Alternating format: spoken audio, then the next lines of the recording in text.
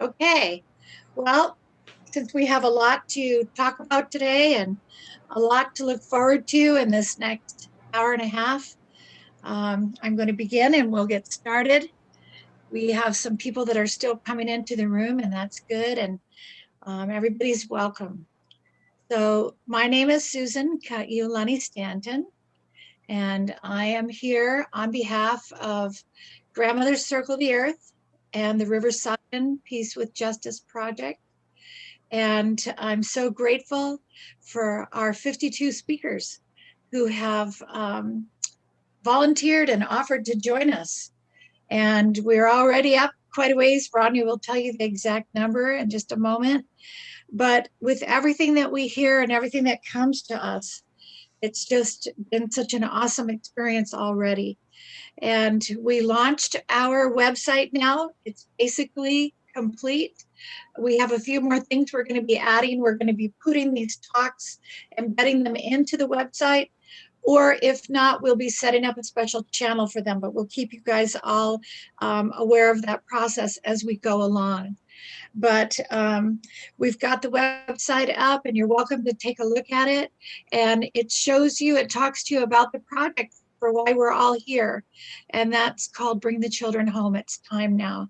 And so we've announced today that Sylvia Uilani Mariyoshi, who is very well known in this field of rescuing children and awareness of the situation of trafficking. She is now our project director, formerly the director of our Bringing the Children Home project. And so we're going to be having a lot of information that'll be coming up soon. Our goal is to create a series of videos in 3 areas. You can read about it on the website. I'm not going to take up time now, but I just really encourage you, riversidon.org. Check out the website and see how it works, because I want all of you to be involved. In whatever capacity you can do that, I want you to know that this project is not complete without you. So with that, I'm going to go ahead and I'm going to turn over the rest of the introduction to Rodney, who will be able to take it from here. Thank you, Susan. Good morning, everyone. Good morning, good afternoon, and good evening, and welcome to our 9th of 52 lessons from our elders and wisdom keepers. Today, we're blessed to hear Ted Silverhand's visions and guidance. According to Native tradition, there was always a special person in each tribe that one could go to for answers about dreams, visions, and the future. These special people are called tellers or seers, one who has keen moral and spiritual insight, one who foretells future events, a prophet. Since before recorded time, man has strived to know the balance between the natural and spiritual worlds, and the role man plays within those worlds. All of Silverhand's consultations are conducted on a spiritual level in the native tradition, much the same as Indian seers have done since the beginning. Mr. Silverhand, a member of the Tuscarora Six Nation, was born in Dunn, North Carolina. He comes from a long lineage of seers, including his mother, grandmother, great-grandfather, and even longer list that dates all the way back to the 1700s. Mr. Silverhand first discovered his gift when a spirit guide named Bedobin, meaning first light, came to him as a child. Bedobin introduced him to his spirit council and council of elders, who showed him his gifts and told him of his life's journey. Seer Ted Silverhand has traveled the world, sharing his gifts and performing readings for icons such as Johnny Cash, Elvis Presley, Cher, LaToya Jackson, and earlier this month, he performed a reading for me. Thank you. For over 50 years, Ted Silverhand and his council have been helping others to integrate their spiritual selves into their everyday lives. His teachers, working through him, have proven to many the existence of other worlds and dimensions also under the command of the Great Mystery, our Creator, which stand ready to assist us in our times of need. We're in for a treat, and with that, I give you Ted Silverhand. It's all yours, Ted. Oh. But first, I give thanks to Creator, the great mystery, and I ask that for the Creator to bless us all today as we take this journey, and to each of us to walk in beauty. I thank this and I ask of this. Hope. That Rodney can talk, can he? He is a good talker. I really enjoyed what he had to say. I would just purchase the CD or the video just to hear him talk again. He's a good talker. And I would like to give honor to my teachers of the past, because each of these names I call, they're on the other side, in the spirit world. And so the first one, of course, is Twyla Nitch, then William Commander, Nora Two Moons Garris, Sarah Smith, Mary Lou Fox, Lillian Petwinapot, Dennis Banks, Edith and Hans Groga, Madison Lone Wolf Garris, Jim Tall Oak Garris, Roland Thunder, Mad Bear Anderson, Beeman Logan, Chief Dan George, Semu Senti, Jack Gurchison, Goldie Garris, Maisie Shenandoah, and Pa Dan Pine. I honor these teachers because I'm not saying I'm anyone of importance now, but when I was a little flea, these people were always, they entered in and out of my life at different times. And they talked to me, spoke with me, shared knowledge. Now the living, I have a few of these I like to talk to. Andy Mack, Susan Stanton, Rodney, Grace and John, Art and Laurel, Shauna Wen, Debbie and Howard, Abraham Bearskin, Ramona Commander. She's an amazing woman. When she speaks, she's gonna knock the house down. Let me tell you about this woman. She's a heavy hitter. Just want you all to know that. Chris Faso, Gail Whitlow, Bob Brandt, Renata Hill, and that she is a powerhouse too. I've known her for a long time because she and Gail sort of travel together as a double team. So you have to be careful about these two when they get together. Renee Hill, yeah. I don't know if she remembers me as much as I remembered her. Okay, so if she says something nice about me, I take it as an honor. Trust me on that one. Tom Porter, Mike Beston. Now, Mike Bestain, I'm sorry I didn't get to hear him speak because he's a heavy hitter. He knows more or knew more about Mad Bear Anderson than anyone. And I've known him of his reputation for a long time. So I may share some words about Mad Bear and Rolling Thunder during this talk. But Michael was the man and is the man that knows about this guy and traveled with him. Also, Carl Letson, who is a healer. So Carl Letson and Chris Faso, they are well-known. Chris is a well-known, as they say, psychic. But no, he's a seer. And Carl Letson is a healer, and you can see them on the internet. And I'm happy that Rodney cleared things up. I am not a medicine man. I'm not a psychic. I'm called a teller or a seer, but the council referred to me, and I like the title life consultant. What is a life consultant? A little bit of this, a little bit of that, and a whole lot of stuff. So that's that. And I'm born into a family of seers and tellers, and a member of the Bear Clan.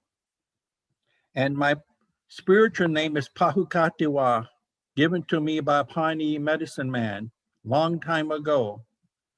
And Pahukatiwa means he walks amongst the stars. And this man named Israel Fields, and he was the one who was visited in the dream time and was giving me that name, and I carry that name with honor.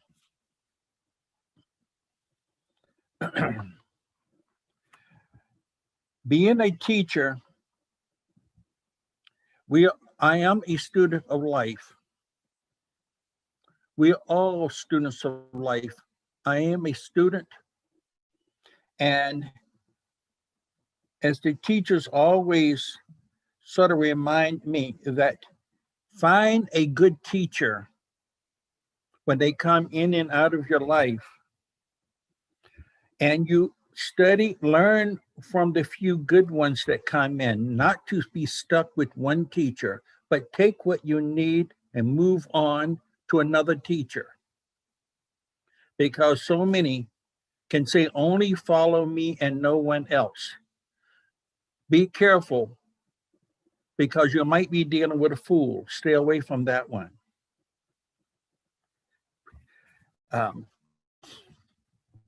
I have a council of elders around me. I call them the council. Tall Pine, the lead person. But before I met this council, there was a special woman that came into my room as a little boy. Her name was Bedabin. And I used to call her Bibi because I could not pronounce that name, Bedabin. And she came into my room at the age and going back and rehearsing my thoughts.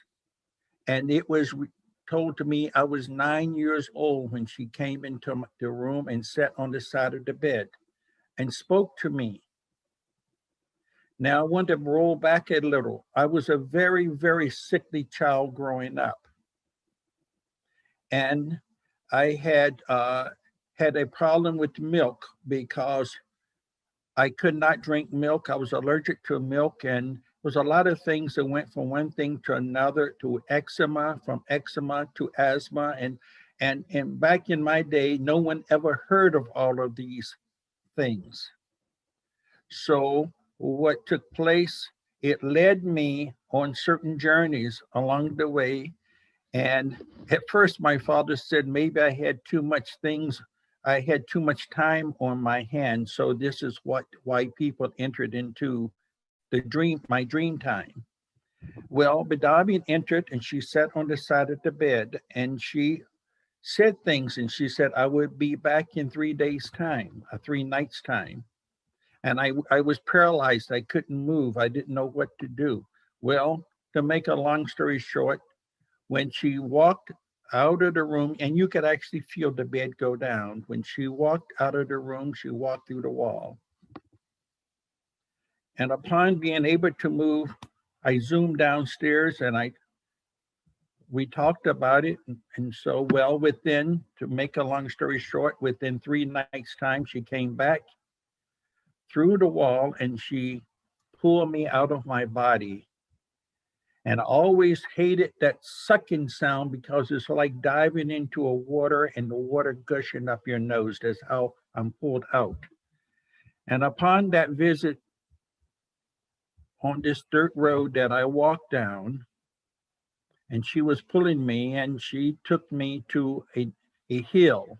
And on this hill was where it was like an arc. I walked through it, I sat down, and when she says, you sit over there, then she came and she stood by a water jug.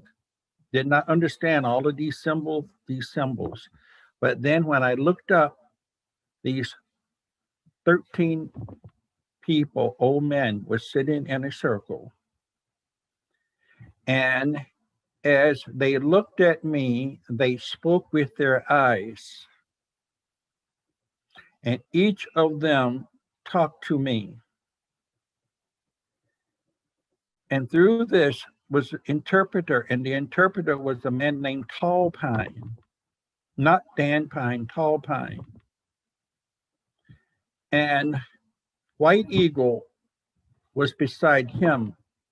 The white eagle represents the chief of all of the light protectors in spirit world. In other words, when white eagle would come into a situation, he can block out all of the other gods you have. He's the top one. If Jesus sits on the right side of God, white eagle is on the left side of God. It's as simple as that. How would you recognize him? You would see him either in a full-length headdress of white eagle feathers, or a staff with draped in eagle feathers, sitting on a white horse. That is white eagle. Well, getting back, and so each of those teachers introduced themselves, but it would be Tall Pine that would be the chief spokesperson. As a 9-year-old kid, I asked, can you make me well? It says, it will take some time, but I would have to go through things before I become well. And that doing that, those visits, early visits, they brought me into circle once and said, you're gonna take a long trip and you're gonna leave your family for a long time. You will go back, come back, but you're gonna be gone for a long time. And many other things were said. Well, but then 3 years later, I had to take that trip. And that trip took me to Denver, Colorado, to the Jewish Home for Children because of my breathing conditions. Now, I want to stop here for a moment.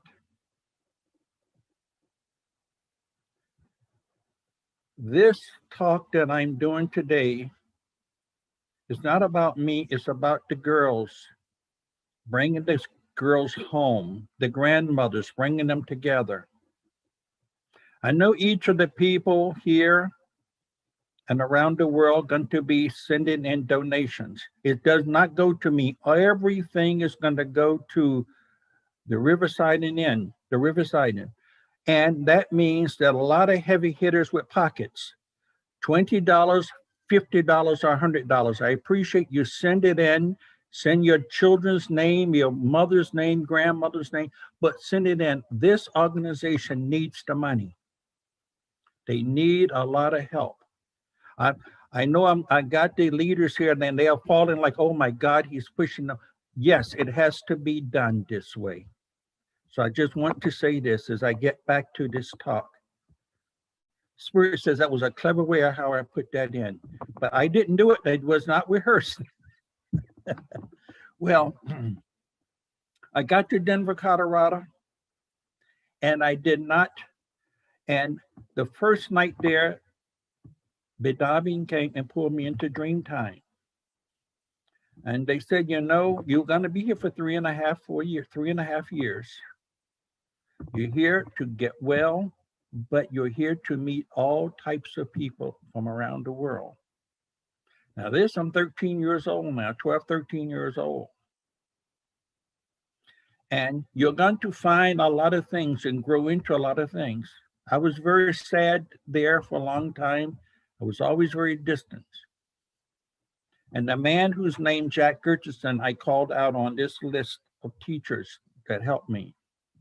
He brought in a Lakota man to teach me the ways of my own people that I didn't know at the early age of, you know, like dancing and ceremonies, certain things like that. I didn't know it. I was a kid. So this man, at the home there, Jack Gertison, we used to call him Mr. G, brought this man in. And he sat and talked to me. He told me a lot of things. He's a good person on my journey, helping me on my journey. From there, when I left, I went home, I went back, and I had to enter boarding school.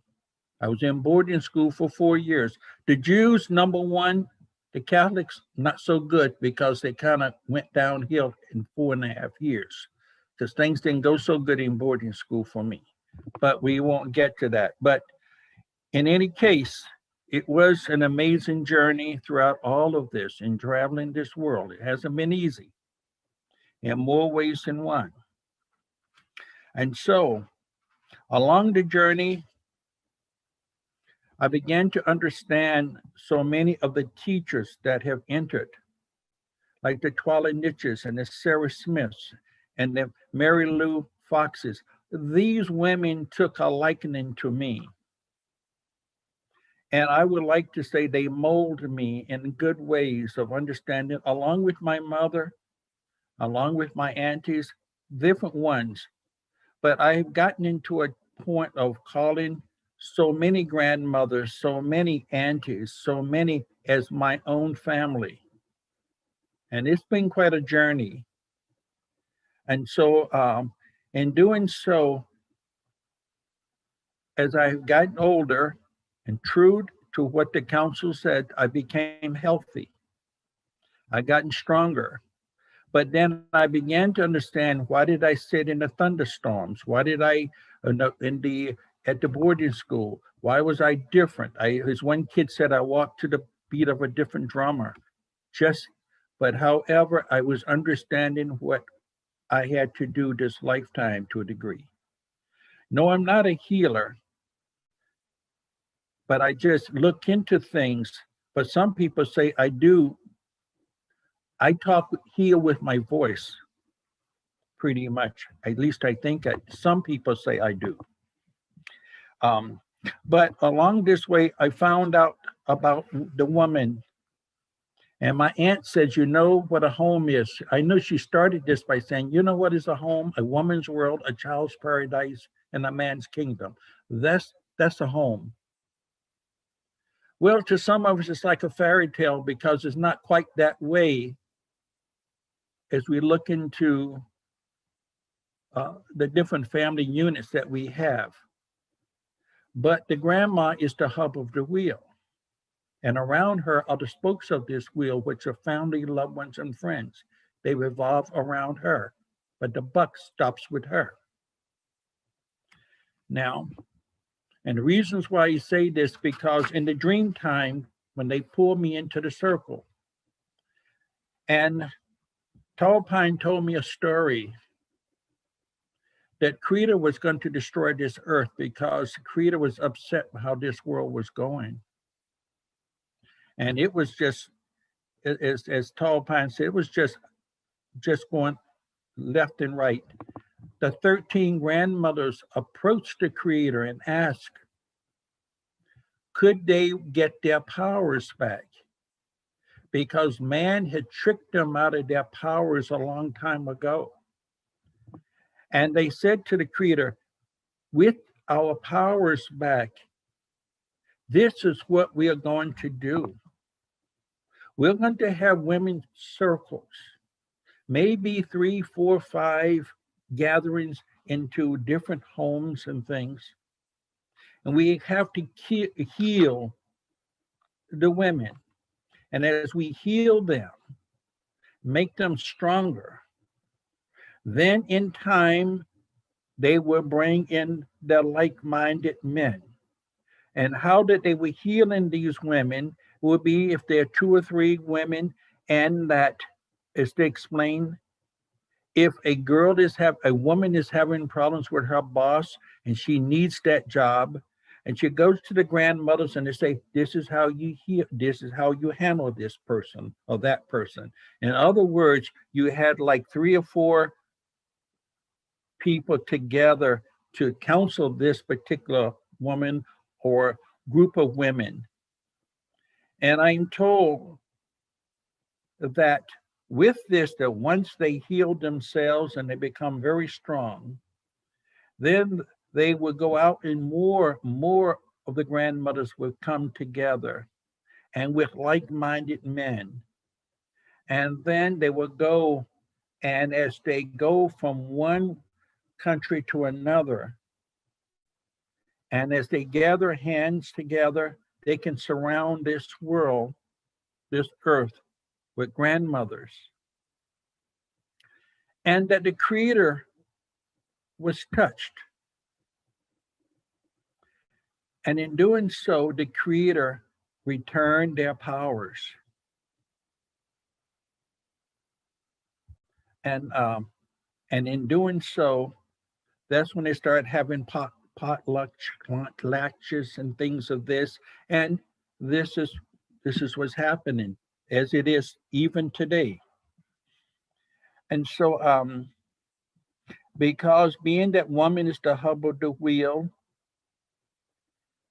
love revolves around her because she's the power, the grandmothers, the speakers. I'm also given the 7 roads of life. And the 7 roads of life is fear, knowledge, enlightenment, wisdom, love of self and of others, power, death, letting go, transformation. Each person on this earth has to walk all of them. I misunderstood when I was given those roads because I thought that to be a sacred teacher or a healer, one has to have traveled them all. But I was corrected, and they said, no, each person comes back to, they have to walk them all. Fear of letting go, fear of themselves, fear of noises in the darkness. Fear is a crazy road. And we all experience it. Babies cry because of fear. Things like this. And then, of course, there's knowledge. Being a seeker of knowledge. Some people spend a lifetime on this road of knowledge. Some people looking for knowledge. And then those are the ones next us on the road of enlightenment. They have this knowledge, they have this enlightenment and things of this. And they are the ones of the gurus or the seers of India, the enlightenment. They carry so much enlightenment, or the Buddhas. They're the enlightened ones. But yet you have so many other enlightened ones too that we know of throughout life, including the Jesus man. We have wisdom, seeking wisdom. So that road can take, some of these roads, take a lifetime of journeying.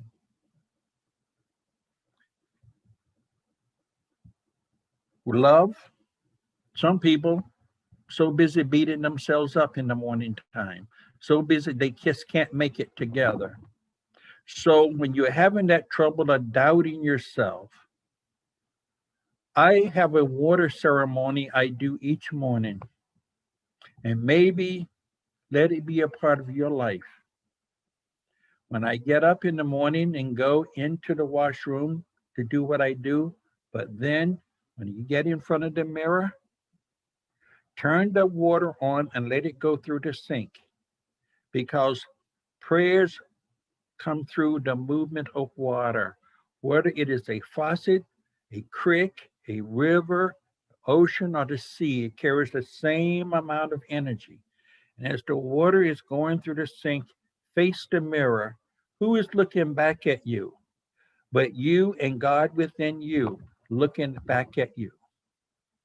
When you see yourself, you say, hey, Ted, boy, I look good today. You have to say it whether you believe it or not. It begins with that thought. And when you smile back at yourself, great mystery God within you smiling because you are approving of what God has given to you. When you say that to, and I often say, and great mystery, I ask you to put the white and gold circle around me and to bring in my heart your rainbow colors of peace and allow it to leave my heart in a starburst. And each person I touch today will be touched in the spirit of your likeness and love. And mystery, help me not to cause you nor myself any embarrassments today, nor allow anyone else to cause me any, as I walk in beauty. I've done it every day, like clockwork, as the man says. Because this thing of love, beating ourselves up, take back your personal power. And remember, only God forgives. Man never does. Remember that. Man loves to hold something over on you. And as God forgives, God ain't telling. That's between you and God. Understand that. Because you are somebody very important. And when you look at your daughters, your boys, your grandchildren, and you see them, who are you, grandson? Well, I'm Johnny. No, you are somebody. Now, who are you? I'm somebody, Grandma. Dante, I'm somebody. I'm somebody. So in other words, they say, yes, okay, good. You're patting them on the back, letting them know that they are somebody. No, I'm not saying if the cop pulls them over, I am somebody. No, you say yes, sir, no, sir, because, you know, they're going to give you a ticket. So I like to throw things up like that, you know. But then the next is power. Power, because some people come back to work through power, trying to control everybody, trying to be dictators, trying to do this and that. So power is a terrible, if it gets out of hand, it's a terrible thing. Fear is a terrible thing when it gets out of hand too. But then there's death. Death, letting go, moving forward. Letting go of bad habits, letting go of fear, letting go of all of the things that's not good.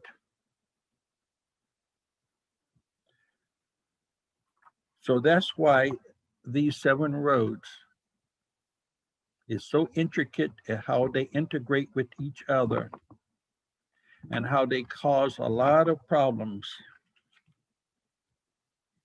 And this is why when we say, when a person is getting ready to leave this earth, remember it's the leaving that is hard, not the going. That's easy.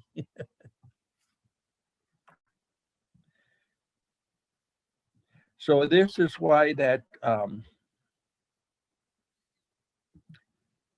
I've always been a champion for women causes. Best friends, counseling more women than men because women want to know about things. And I tell the young women that come into my life, to my life for counselors and things, as well as older women, never deal with a loser. Losers hurt. They hurt. Dolly Parton sang a song about the heart hurting. The heartbeat hurts. Never deal with a liar. They hurt. That's why Maya Angelou says, the first time someone shows you who they are, believe them. Don't say, oh, no, they are really nice. No. The first time someone shows you who they are, believe them. That's the way they are. Or as my son said, that's the way they roll.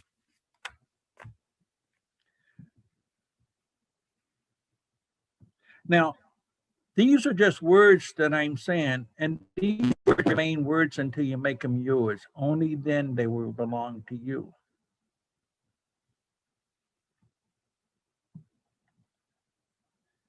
When I pray, a prayer should be 24 hours a day, round the clock. I'm out walking because I live in the bush. I walk to the mailbox It takes me about a mile to walk that path.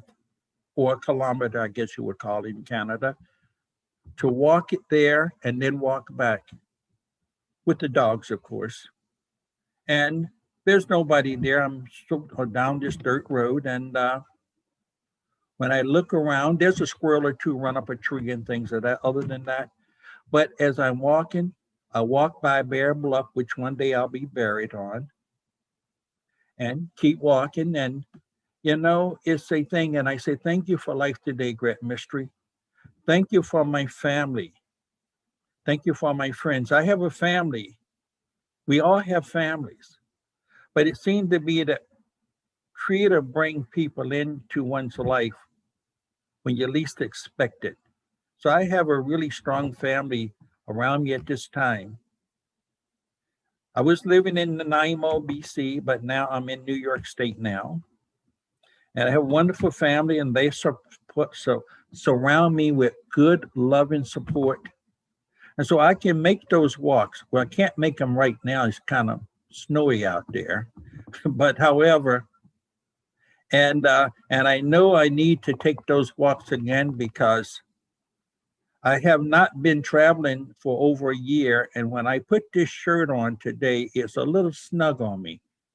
So it means that I have enjoyed sitting at home and thinking.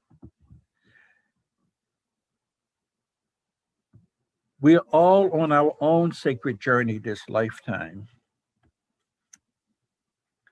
Always on this sacred journey. So this is the reasons why, as I say today, give thanks to Creator who you are,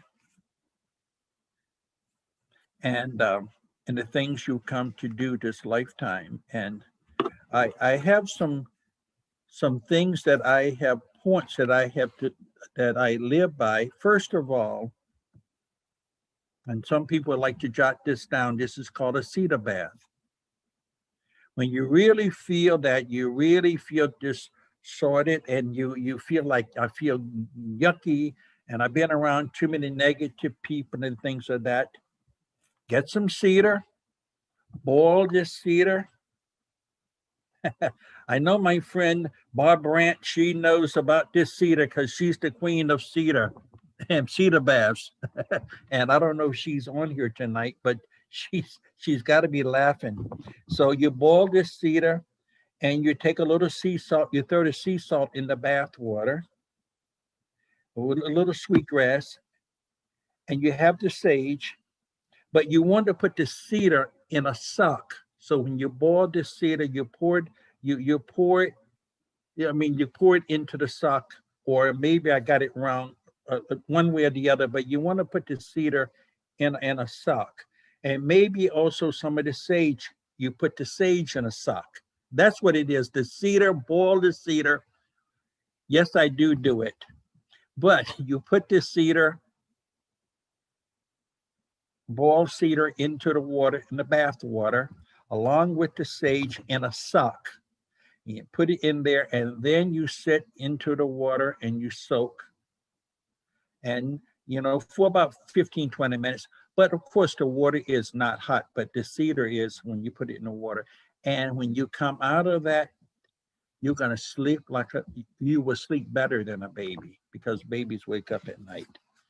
So now, as I said, I'm not a medicine person, but I've been around so many different medicine people along the way that they give me little tricks of the trade, we like to call it, little healing remedies. And I like to pass them on because we all need a little help every now and then. And I have been around some of the best of the medicine people, like Rolling Thunder, who is a very, very powerful man. And he had a lot of stories that I have been fortunate to learn from and to witness from him. And as I was talking to Shadow Wind last week, I said, RT, Rolling Thunder, did not follow the music followed him. He was just that much of a powerful person. And in doing so, the Grateful Dead and Bob Dylan and all of those people would come to the ranch where Rolling Thunder was to meet with him. And he got most of the Grateful Dead off of drugs, but Jerry Garcia always switched back and forth. And that's why Jerry left early. But at the same time, they learned and they studied under Rolling Thunder, and Rolling Thunder bought the land Metatontate for him and gave him the land where he brought in people, and they lived the way our people lived many years ago. And in that desert, you should have seen the vegetables, the cabbages, the corn, the everything. It blossomed. No one could believe what happened and how that land went with Metatontate. So I'm just saying that he brought that land back, and he was an amazing man. And in the areas with Rolling Thunder, I was able to witness a lot of the gifts that the Great Mystery had given to him along the way. And even though that Mad Bear Anderson was Tuscarora, but I came to meet Mad Bear at Rolling Thunders.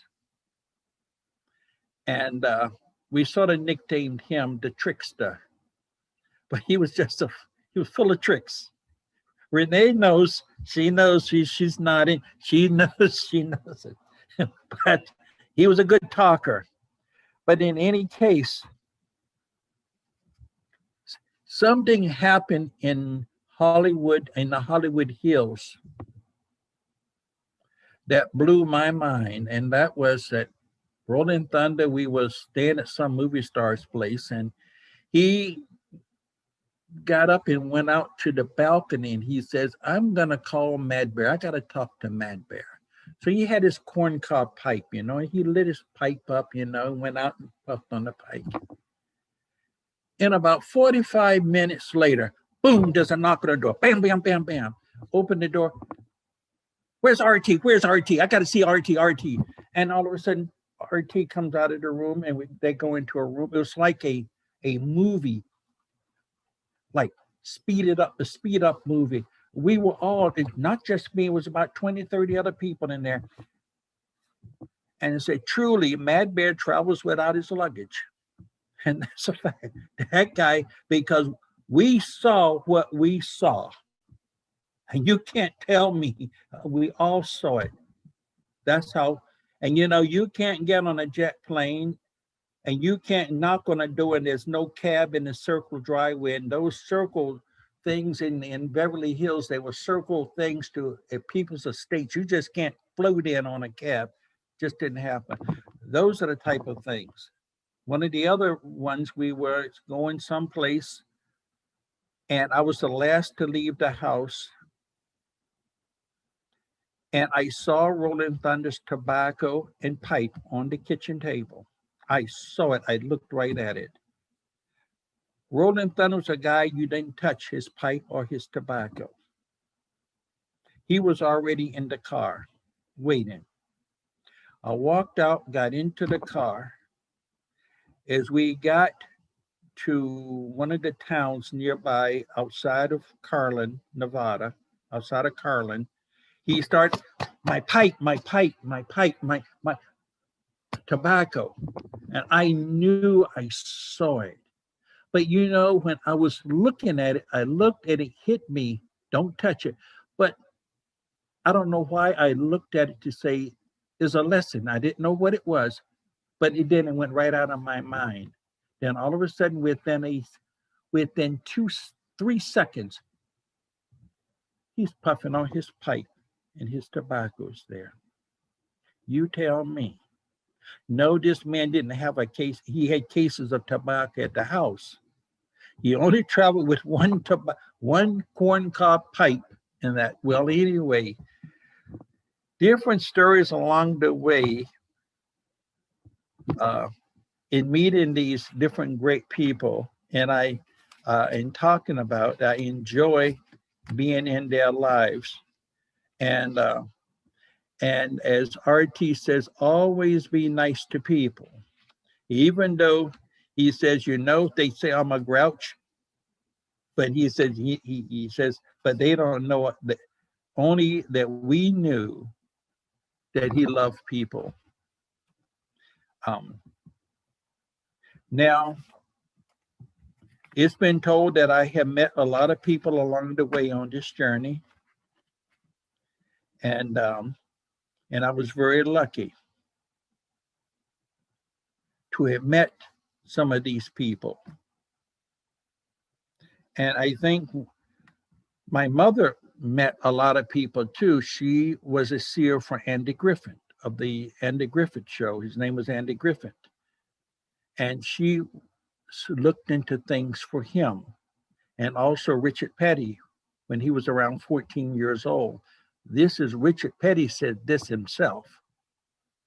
So, and his story is in a small town where I was from in North Carolina. And the town is a Husky. I'm not trying to be secretive about the names of towns and things of that.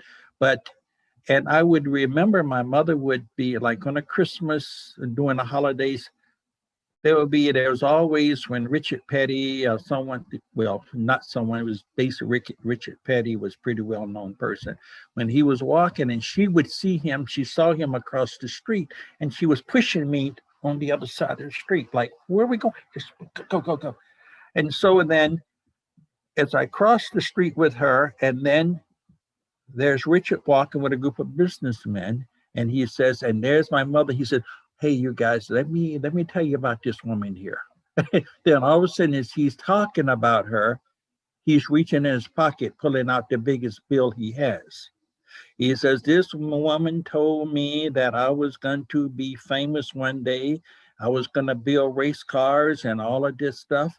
He says, and I didn't pay her 15 cents to her. Everything she said. So, and he's pulling out, if he's got $100 bill there, he'll give it to her. And that was how she could see him a mile away coming. So he would tell the story. And so she'd sit there and take the $100 bill. So, and then with Grant, Andy was really a nice person. He always called everybody Mr. and Mrs. And you see, people didn't call Native people Mr. and Mrs. They always call them by their names, and other people as well. But Andy would say, hey, Miss Nora, what's in the stars for me? And he's in a department store yelling across the thing there, what's in the stars for me? And she would say, well, you know this or you know that and everything like that. And he said, oh, no, I'm just going to continue to teach school here at that Husky High. She said, oh, no, you're going to go away from here. You're going to go to Hollywood. Oh, no, never, Miss Nora. And so as the truth happened, along the way, he started with the different areas of acting and things of that with Mattie-Elka, North Carolina, and places like that. And he went to Broadway and things of that. And then I think even before she passed, when he had talked to her, she said, you're going to be a singer. I said, oh, no, now you're going to say I'm going to be a singer. But what happened? Before he died, he made an album of gospel music. So I mean, I enjoyed talking about everybody else more so than talking about myself, but there's different people that's impressed me. My mom impressed me a lot because she too knew how to travel without her luggage. And she used to always say, you know, when people do bad medicine on people, it's not that little cross-eyed lady down the road there someplace or that guy that's looking at you. It's mostly family. They're the ones you can get and pull your hair, your toenails or something. So that's who does it to you. It's not other people, you know, that we are thinking that's got the evil eye on us. That's well, anyway, there are so many things out here, and I just want to and I have a thing I like to pick up things along the way. Life is like a camera. Focus on what matters, capture the good times, develop from the negatives, and if things don't work out, you take another shot. Hope it made some sense there.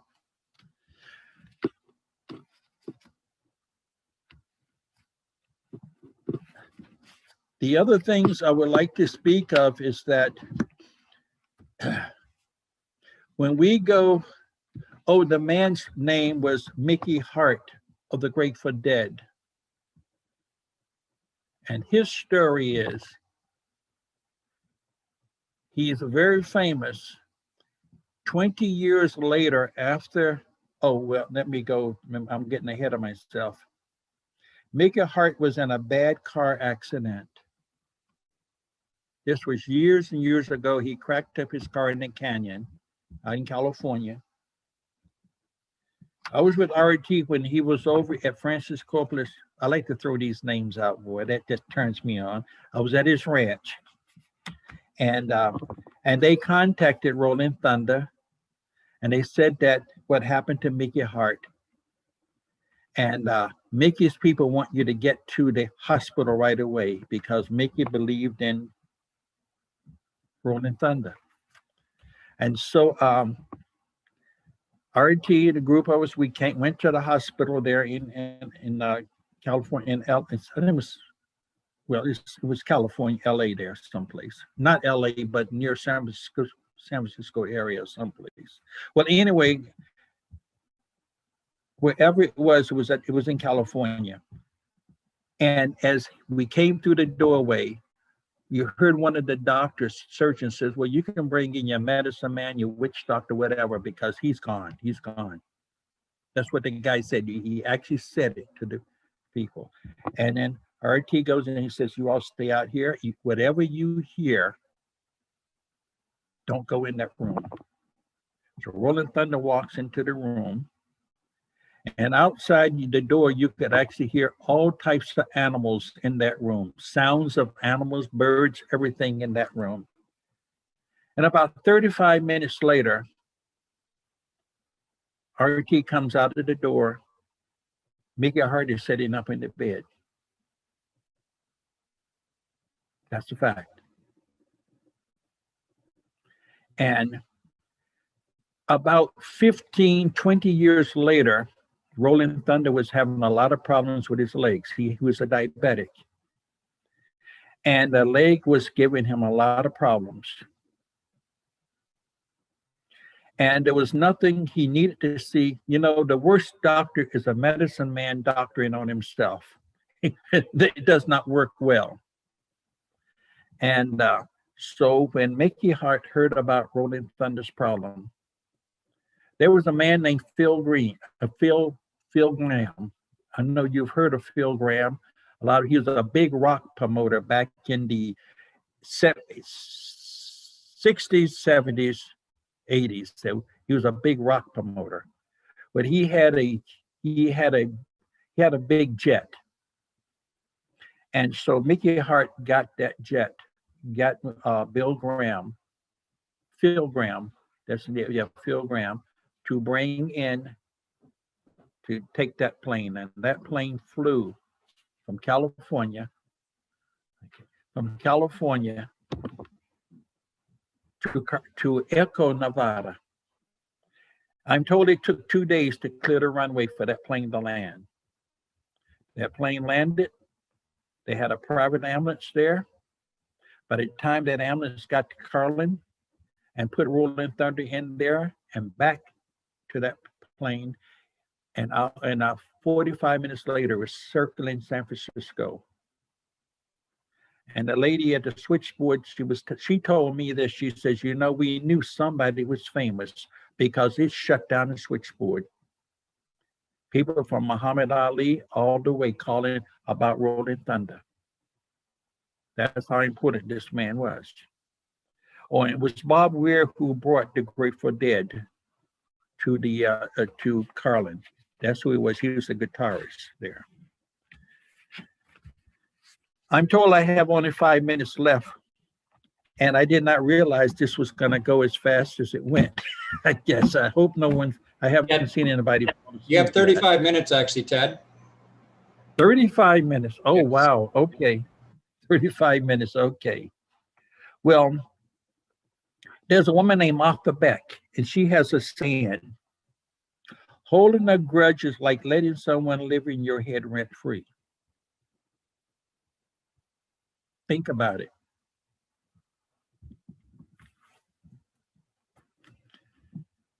When I say to people, keep it out of your head, because quiet the mind and the soul will speak.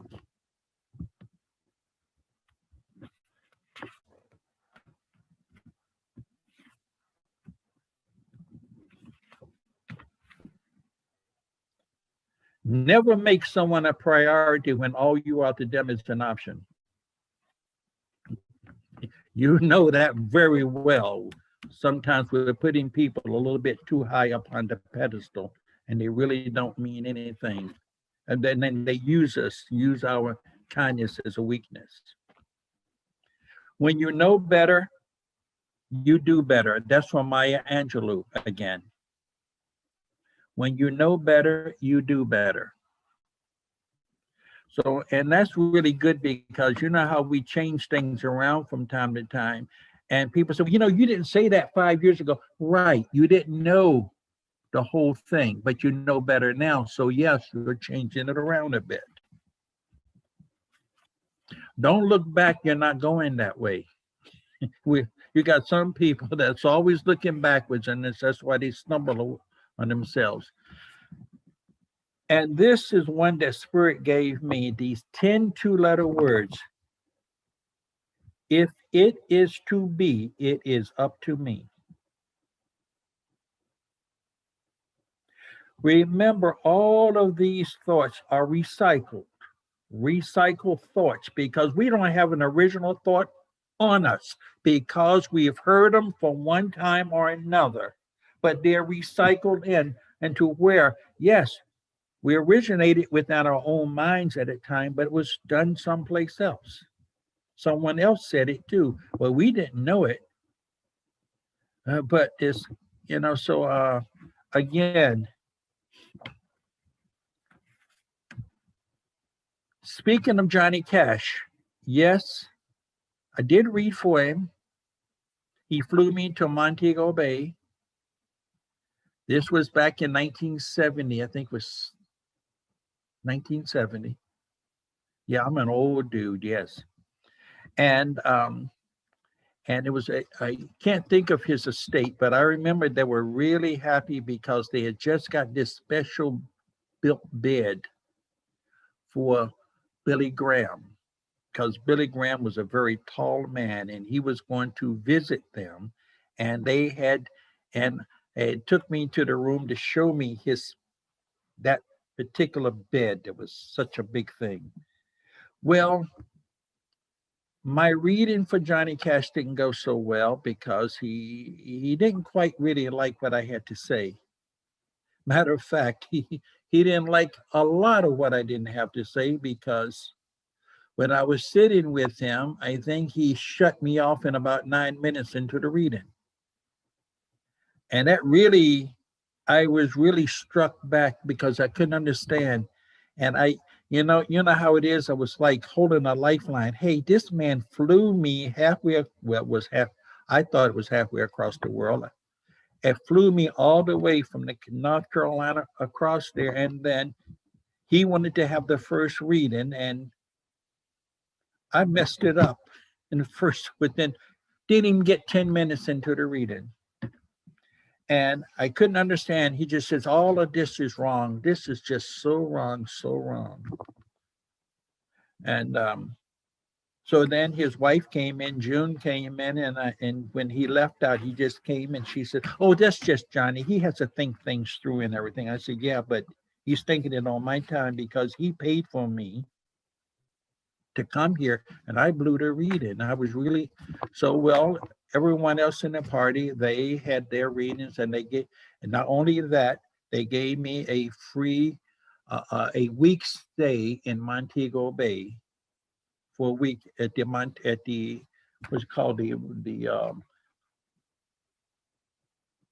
was one of the big hotels there, the Holiday Inn in Montego Bay, something like that. Well, that was a really nice stay. But then about 6 months later, I get a phone call from John Cash. John R. He says, "This is John R. Cash. Why didn't you tell me the rest of the story?" I said, "The rest of the story? What story?" I said, he says, "I'll tell you." He says, "You know, we were having dinner, Thanksgiving dinner, and you had said I would be leaving Montego Bay before the furniture could move. And about 3 o'clock in the afternoon, Thanksgiving, was a knock on the door. The housekeeper answers the door, and about 3 or 4 guys with Uzis busted into the house with machine guns. And they hog-tied them around the table. His son was sitting in a high chair and wanted to know where the money was, where the diamonds were. And he says, "You know, we're country folk. We don't have diamonds, you know." And anyway, for 3.5 hours, they sang gospel songs. They was praying while they were ransacking the house. He says, "It's taken me 2-3 months for me to hit me." Once he beat the furniture back home. And it took, I think, 6 or 7 years for the Jamaican government, to guarantee that they would never be harmed ever again. And he says, "I'm very sorry." And he told me he was very sorry. He said some bad things because, as like June says, he's got a short fuse and things of that. After that phone call, about maybe 4 or 5 months passed, and then I got a call of some general coming in from Germany, and his wife wanted to get a reading. And he asked me how much, and I told him what the price was. And he says, "Well, you have to use the name Topper, because all of his people have certain names. Everybody has a code name." I almost didn't take the contract, but it says, "This man really wants you." So I went to Largo, Maryland, at the Sheraton Hotel. I went to the manager's office. They guided me to the manager's office. Went in, and the manager said, "Just a moment. Security would check me out." Security came down, and I followed security on a private elevator. The place was packed with people. Went up the elevator, went down the hallway. The place was packed of some of the most beautiful people in the world, whether the men and women, the beautiful people, all of that. The whole floor, penthouse floor, the entire floor was blocked off for one person. And they walked me into a conference room. I walked, and to the back of the room was a table. I set my things up, equipment up, and 15 minutes later, this guy comes to the door, and he looked like someone I knew, but I didn't know as he got closer and closer, because he was sort of really heavy and bloated. As he's getting closer, he looked like Dracula, but his face was swollen, and his skin was, because he dyed his hair, was jet black, but it was Elvis. And she walked, and then with a half smile, because I was not into Elvis in those days. And he offered his hands, and then he asked me, he says, "Is there anyone around you?" He says, "Is there anybody around me?" I said, "Your mom, she's right behind you." She's about ready to cry. I did not know I pushed the magic button. That was his mother's right there. He sat down and we talked. He had his questions he wanted. He had a briefcase filled with photographs of different people he wanted to know about. So, of course, at the end of the talk, the reading, he asked me, what did I want? I said, "Can I come see you at the show?" Of course, he says, look, Topper, that's the reasons why. No, because then you're going to have people offering money for you to tell what you said to me. Well, that was the beginning of a really good friendship with this man that lasted 2.5 years. And through him, it was his idea that I record readings. And they were cassettes in those days. I didn't even know what a cassette was because they had just come out. Because he said, hey, he asked me, well, first he asked me if his mother would come to me in a dream time, would he call me or tell me about it? And I said, Mr. Presley, your mother loved you so much, she would not come to me, she would come to you. And the other thing was, during that 2.5 years, I never called him Alvarez, I called him Mr. Presley. We were not that good of friends, but yet when I say that, I worked for him, as I worked for so many people, the famous and the not so famous, but they're all my clients. And so, well, I would do all of this writing when he would send his list of photographs and things there, and I would read them and I would write. And one day he says, it's too much reading. I have to do other things too. So then he talked about recording, and I said, reel to reel? He says, no, cassette. What's a cassette and all of that? And then he told me, so then he sent me 2 tape recorders, small ones. And I started with background music on one, and I would spice it together so when you would get it, you would have the music in the background and all of that. Well, anyway, with that, I started just doing it for him, and then Spirit said, why don't you do it for others? And that's how I got to be, I know without a shadow of a doubt, one of the first people to do recorded readings. And before he passed away, he talked an awful lot at nighttime. He could talk sometimes from 1 to 4 o'clock in the morning about things he wanted to talk about. That was towards the end. A very nice man, very nice man.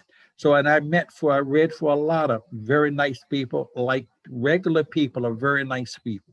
Everyone has a story. Everyone has a dream. You have a story and a dream. I know I've talked a lot, and I hope that you enjoyed what had to be said. And just remember one thing, no matter how far we have gone, you can always start over again. And again, God always forgives, man never does.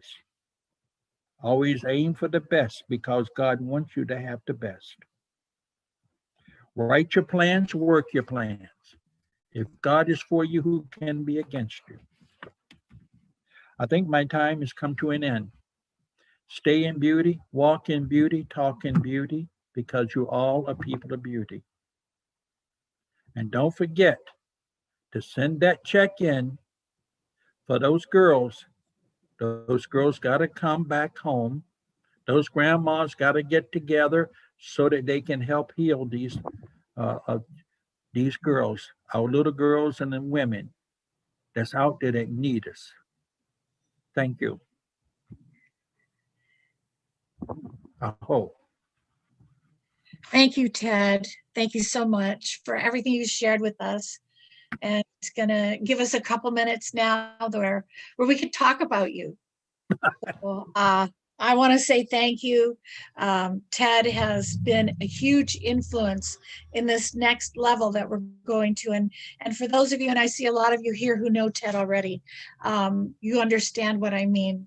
So he's given us the broader vision, and he's encouraged us to be able to have the ability to step up and do what we're doing now. He's connected us to so many people like Barbara Brand and people that are already doing this work, and our Turtle Island Council, which is Grandmother Renee, who he's mentioned, and Deb, and all the other people that we have been working with. And Ted has taken us to this next step that we're moving on to. Wind Voices actually came from Ted. He gave us the name Wind Voices, and I didn't know what it meant until all of a sudden this whole project began to come together. And then I realized what he was talking about. When he speaks, just like Barbara does, they begin by speaking with their teachers, the people who have had such profound influence on them. And that means that as we're sitting here, and I've said that from the beginning, that this series it takes the place of the opportunities that we used to have to be able to go and visit the elders in their home. And now with our situation with COVID, and we can't go anywhere, this gives us the opportunity to do that. So we got to go to Ted's place today and sit with him. And for those of us who have had an opportunity to sit in the homes of our teachers and our elders, we know that we talk about a lot of different things.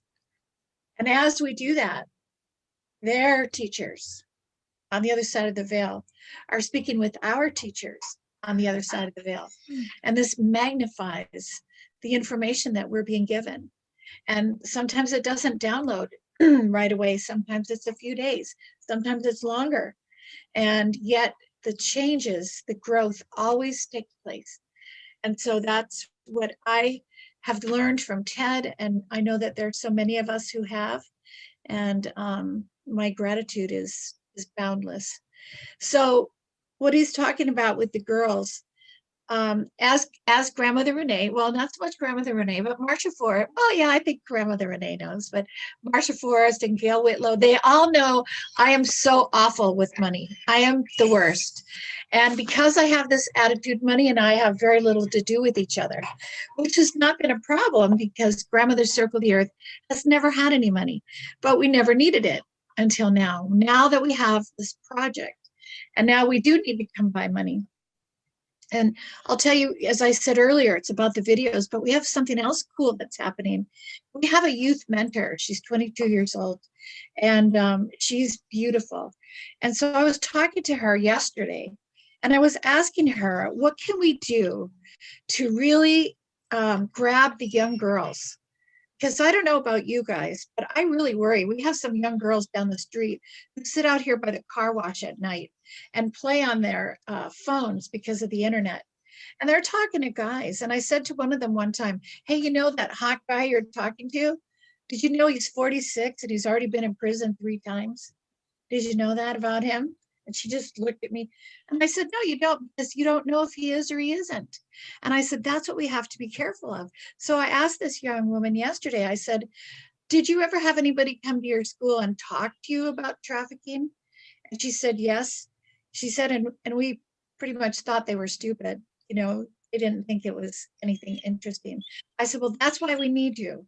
Because what can we do that can grab these girls and make them pay attention to us? And you know what she's doing?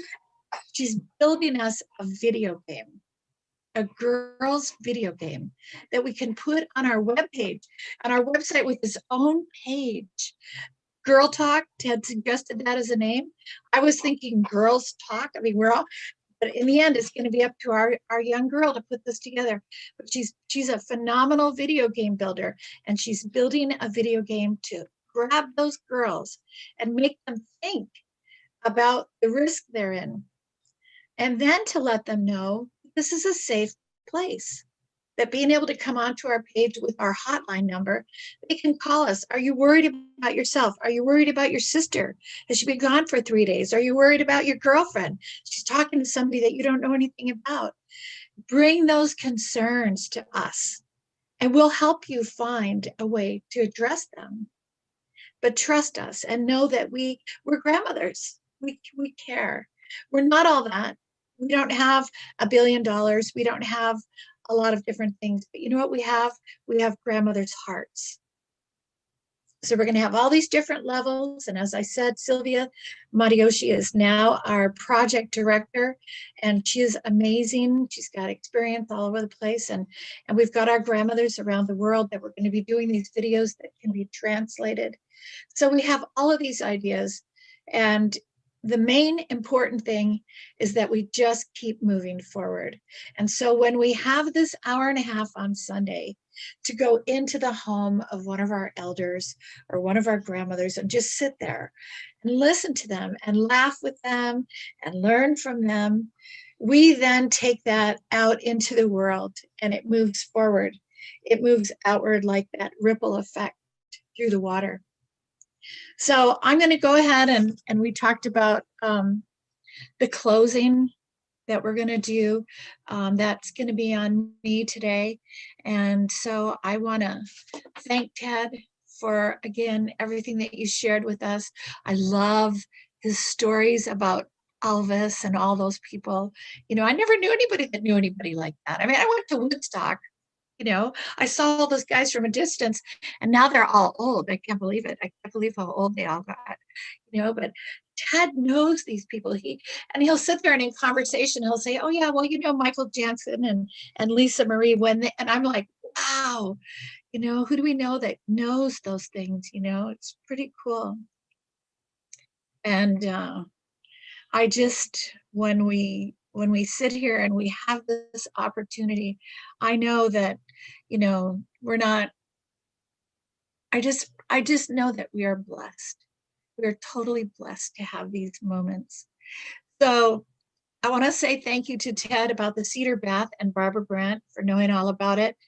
I didn't get the part about the sock, and I totally clogged my drain.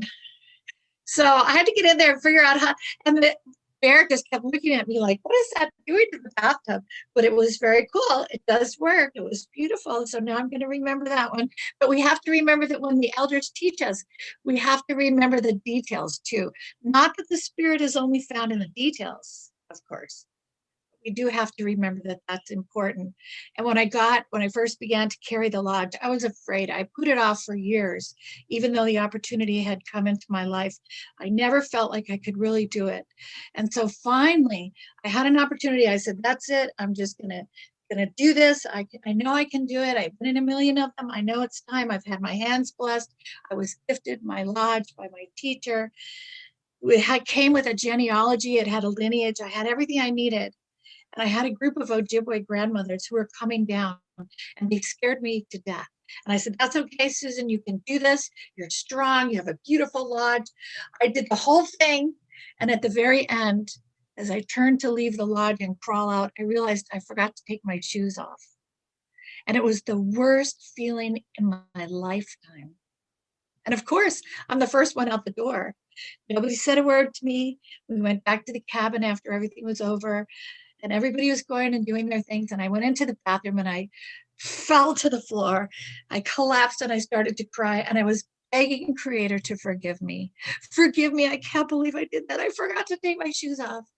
And clear as a bell, the voice said, the spirit is not to be found in the details. What matters is who you are and how you live and how you treat others. And that you are honest in the things that you're doing in your lifetime.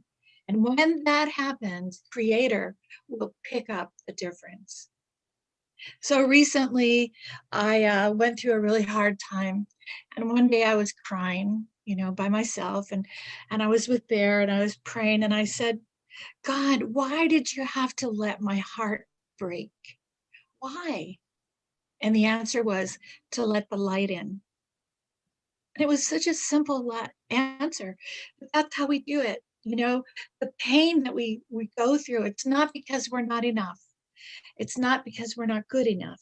It's because we are good and we're being refined and trimmed and fit into this beautiful place where we're going. And those are the messages that we want to give the girls when the time comes to bring them, because we've found out it's not enough to just bring them back. Because what do we bring them back to? If you're a little girl and you've been trafficked, are you going to come home and be able to fit in with your brothers and sisters again? Like you're the same little girl before you left? No, you're not. Are you going to be able to go to school and sit there with your friends like you did, you know, before this happened to you? No, you can't. And I have found out that the average life expectancy for a child that comes home after having been trafficked is no more than 7 years because they commit suicide or they go into drug addiction or they go back to where they feel now that they belong. It's kind of like the recidivism in prison where you go back now because you have to go to what you knew because you can't remember who you were. And that's going to be our job. So we have a 13-year-old girl we just made a micro loan to. It had to be micro because we don't have any money, but we made her a little loan. She's going out with the woman that runs the store here. They're buying stones and beads and twine and things like that. And she's learning to make jewelry. 13 years old. She was raped at 11 by a man that she feels nothing but guilt for because he's doing prison time now. He was 20. And at 11, she believed it was consensual because she was in love with him. And so she's been beating herself up for doing this to him, tried to commit suicide, different things like that. Now she's got a whole different world to live in. She's looking forward. She's got her own business. She's naming it. She's drawing up a contract with us. I mean, she's so excited. She's not the little girl that she was before this happened to her, but she will be a really strong woman with a future now. And that's how we have to look at it. So we're learning. We've got a grant writing team. Actually, we've got, we're going to apply, thanks to Annalie, who's on the call with us, Sister Annalie Hedges. We are going to be applying to become an NGO at the UN. We want to work with the Commission on the Status of Women and the Indigenous Forum. We have so many dreams that we want to have come true, and they're coming true now. So all of you that are on this call, I want to say thank you so much, because just having you here to share with us empowers us. We're part of this greater circle that's growing bigger and bigger all the time. And these talks that we're having, they're going to be, we're trying to decide now. Rodney is our vice president, but he's also our tech guy. And we're trying to figure out with Joseph how to deal with them. Do we put them in a YouTube format? We're talking about embedding them on our website. We want to make sure they're protected because they're oral histories of elders that we never want to forget their words. So we want to make sure we protect them and cherish them. But we also want to make sure that they're available to everybody too. So that's kind of where we are right now. We're working on that part of it. So it's now 2:23. An hour and a half is a really long time to give somebody to talk. And so Ted did a beautiful job. We had Eric, Tata Eric, who we all adore. I think he made it about, what was it, 30 minutes? He said, okay, I'm done. And we're like, ah! And then he flawlessly took it and finished off. But it isn't easy. It's not an easy thing. So here's what I'm going to do to close us, okay? I don't have a very good microphone on my computer, and I didn't find that out until, as Barbara knows, we were all online with Joanne Shenandoah. And I went to give a song. It was the worst thing in the whole world because my computer is horrible. It sounded like my drum wasn't on the right beat. My voice wasn't on the right tone. But you know what? My heart was there. And so that's what I want to offer to you guys today. It's not going to be great. Bear might howl. But just know that whatever comes now comes from my heart to yours. And I love you all. And I thank you for being kind and being here with us and being part of this. Yo ho honey ne, yo hey ne, yo hi yo hey ya. Yo hi yo. Howie, make I, now we, hey, ya. Yo, honey, yo, hey, honey, yo, hi, yo, hey, ya. Yo, hi, yo, howie, make I, now we, hey, ya. Yo ho honey day, yo hey honey, yo hi yo hey ya. Yo,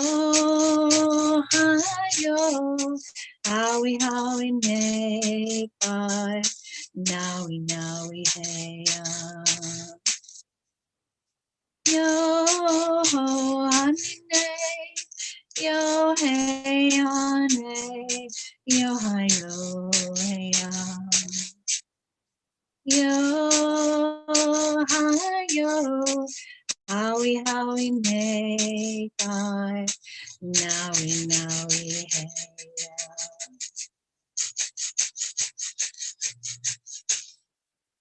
Grandfather, grandmother, creator gods, wherever the children are, wherever the women are, touch them, please. Touch their hearts and let them know that they are not forgotten. Let them know that the grandmothers are coming. We're going to do everything we can, and what we can't do, Grandfather, we know that you will add to our efforts and magnify them, because we, your sons and daughters, are coming together in this great circle where all the projects that are already going on and all those that are yet to happen will come together as we go out into the world and find them and bring them home. Thank you. Ahau mitakuye, aloha, hiakua, kuleana, aho.